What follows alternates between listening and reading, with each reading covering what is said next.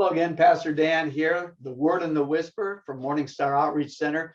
Just wanted to follow up from the last time we were together. I was talking to you a parable from Matthew chapter 13, and we were explaining about the wheat and the tares and the battle that's going on, a three-way battle between God, between Satan, and us. All three play a part in that battle. I want to talk a little more about that. And then we'll explain that parable just maybe it'll be a couple more times down the road here. So you have to stay with it. But we're looking at book of James chapter 1.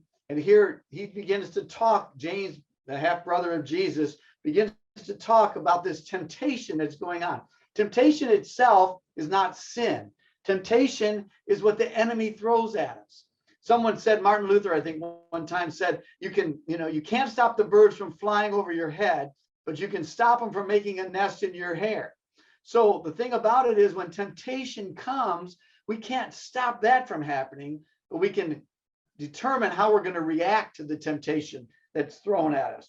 James says in chapter 1, verse 12, blessed is the man who endures temptation, for when he's been approved, he will receive the crown of life, which the Lord has promised to those who love him.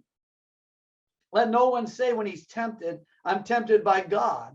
For God cannot be tempted by evil, nor does he himself tempt anyone. That's why I said last time, God doesn't do evil. If evil comes, it's from another source. It's from our enemy, Satan, who is all evil, and it consumes him, and he tries to consume us with that. That's not who God is. God is all good.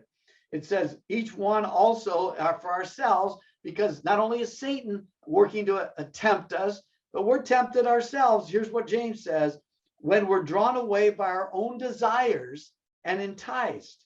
Then when desire is conceived, it gives birth to sin.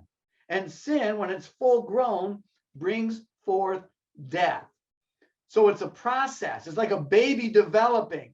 It starts with a little seed. The enemy sows the seed in the field we talked about, and it grows up. And the more it grows, the worse it becomes. Sin is degenerative. It always goes down. It always destroys. The longer it's involved, the more destruction it brings.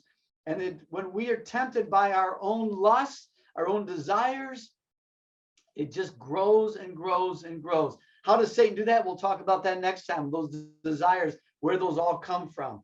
But it says here in James further, don't be deceived, my beloved brethren. Every good gift, every perfect gift from above comes down from the Father of lights, with whom there's no variation or shadow of turning. God doesn't deal in darkness. God is light. God is love. God is good. All those things are true about God. That's who his character is. And so when these other things happen in your life, you have to look and say, am I being tempted? Am I being drawn away by the things in my own life, these desires that come in my own self?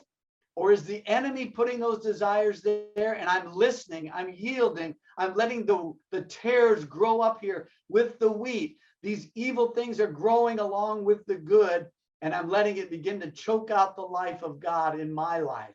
And so I want to encourage you today, recognize you're in a battle. This world's not a playground. It's a battlefield, and we can never take a moment off. You don't have a day off. Satan doesn't take off the summer. Satan doesn't take a day off for holidays. He works every moment, and we must be on our guard because he is seeking to destroy us. He's working to destroy you, but God brings good to your life, and he wants to overcome. He wants to give you the power to overcome temptation.